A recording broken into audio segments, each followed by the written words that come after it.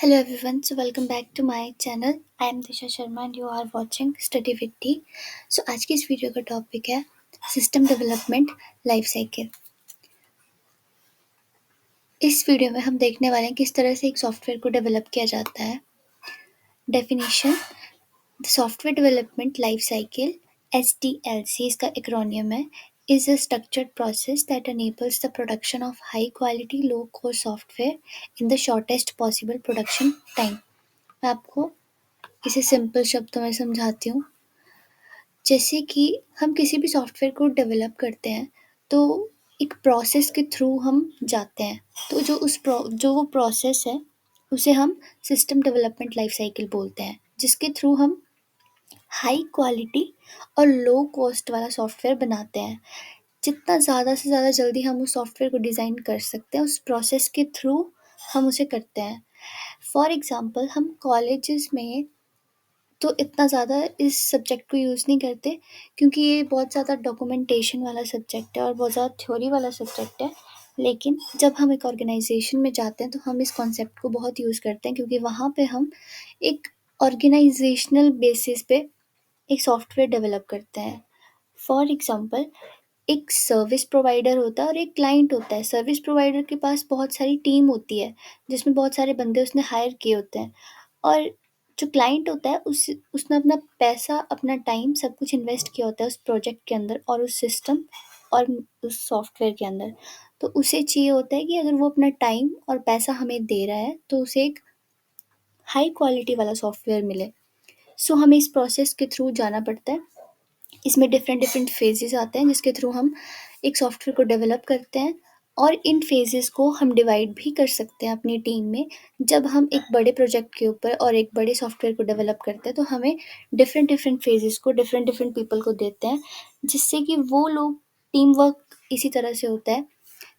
अब एक टीम में अगर 5 लोग हैं तो फॉर एग्जांपल अगर 5 फेजेस हैं तो पांचों फेजेस में हर बंदा एक एक फेज को पकड़ के बैठेगा और एक एक फेज के ऊपर काम करेगा। अब हम समझेंगे किस तरह से हम एक सॉफ्टवेयर को डेवलप करते हैं। Stages involved in the system development process are: understanding a problem. सबसे पहले हमें क्लाइंट की प्रॉब्लम को समझना है। उसके बाद deciding a plan for a solution. उसके बाद हमें एक प्लान बनाना है, सॉल्यूशंस निकालने हैं। मतलब हमें एक प्रॉब्लम अगर मिली है तो हम उसके डिफरेंट डिफरेंट सॉल्यूशंस निकालेंगे। फिर जो सॉल्यूशन हमें बेटर लगेगा, हमारी क्लाइंट की नीड्स को जो फुलफिल कर रहा होगा, उस सॉल्यूशन को हम चूज़ करेंगे। और फिर उसके बाद हम adding code to the planned solution. जो सॉल्यूशन हमने बनाया होगा, जो लेआउट हमने डिज़ाइन किया होगा उस सॉफ्टवेयर के लिए, या जिस भी तरह से हमने उसको डिज़ाइन करने का सोचा होगा, उसमें हम कोड ऐड करेंगे। मतलब हम एक्चुअल में उसे बनाएंगे। Testing the program to which code is added. उसके बाद हमारा नेक्स्ट स्टेप होता है कि हम टेस्ट करेंगे उस प्रोग्राम को। जो कोड हमने लिखा है उसे हम टेस्ट करेंगे कि वो उसमें कोई बग्स या एरर्स तो नहीं है। तो बेसिकली इसको 7 पार्ट्स में डिवाइड किया जाता है। सबसे फर्स्ट है requirement analysis, defining requirements, designing, coding, testing, deployment and maintenance. एक एक फेज़ को समझेंगे। Planning and requirement analysis.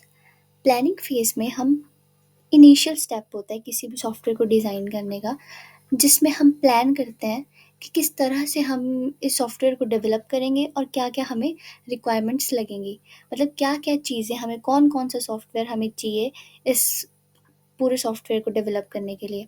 Requirement analysis is the most important and necessary stage of software development life cycle. Planning for the quality assurance, requirements and identifications of the risk associated with the project is also done at this stage।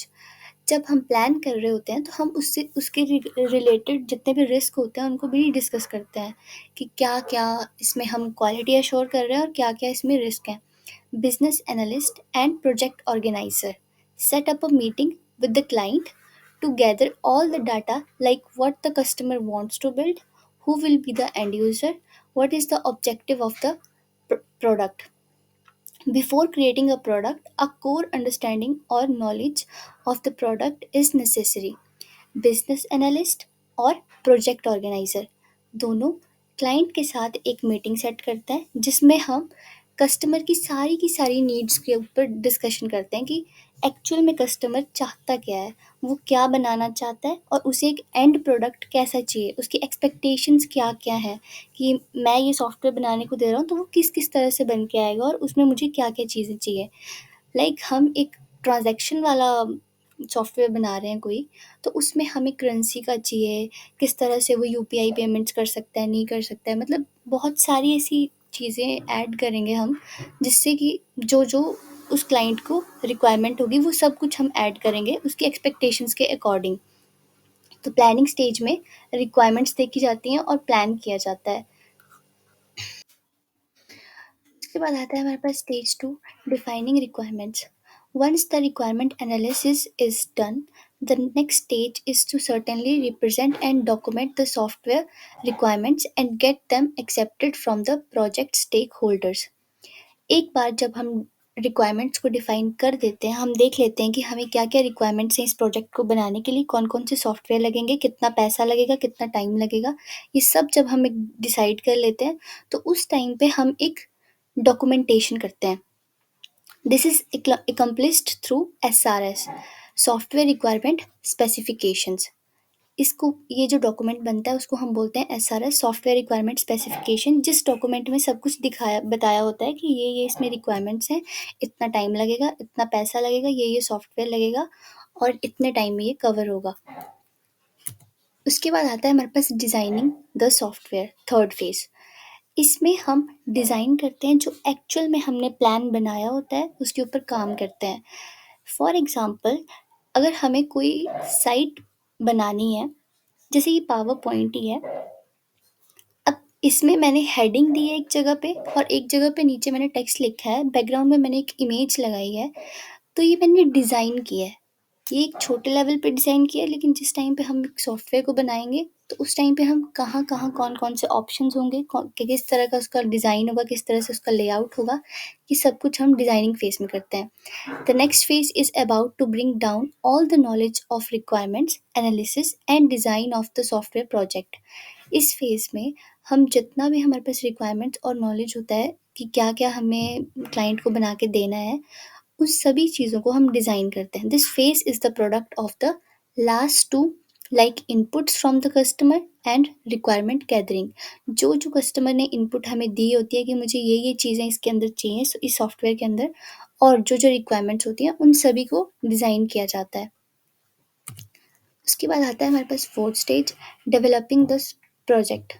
In this phase of SDLC, the actual development begins and the programming is built. इस developing phase के अंदर हम actual में coding करते हैं। जो भी हमने लेआउट्स और डिज़ाइन्स बनाए होते हैं कि इस तरह से हमारा सॉफ्टवेयर होगा या बनेगा, उसमें हम एक्चुअल में कोड ऐड करते हैं। मतलब एक्चुअल में फंक्शन करना शुरू करता है हमारा जो सॉफ्टवेयर होता है। The implementation of design begins concerning writing code. Developers have to follow the coding guidelines described by their management, and programming tools like compiler, interpreters, debuggers, etc. are used to develop and implement the code. उसके बाद आती है हमारी next stage, testing. After the code is generated, एक बार जब code बन गया हमारा, तो उसके बाद सीधा प्रोसेस आती है कि जो हमने कोड लिखा है वो चल भी रहा है या नहीं चल रहा है। तो वो हम टेस्टिंग प्रोसेस के थ्रू उसको चेक करते हैं कि वो चल रहा है या नहीं चल रहा है जिस तरह से हम चाहते हैं उसे। It is tested against the requirements to make sure that the product are solving the needs addressed and gathered during the requirement stage. During this stage, unit testing, integration testing, system testing, acceptance testing are done. इस phase में हमने जितना भी code लिखा होता है उस सारे कोड को हम टेस्ट करते हैं कि वो किस तरह से, उसमें कितने एरर्स आ रहे हैं या बग्स आएँगे, क्योंकि जो टेस्टिंग फेज़ है उसमें हमारे पास बहुत सारे एरर्स भी आएँगे। तो हम उन एरर्स को रिज़ॉल्व कर रहे होंगे टेस्टिंग फेज़ में।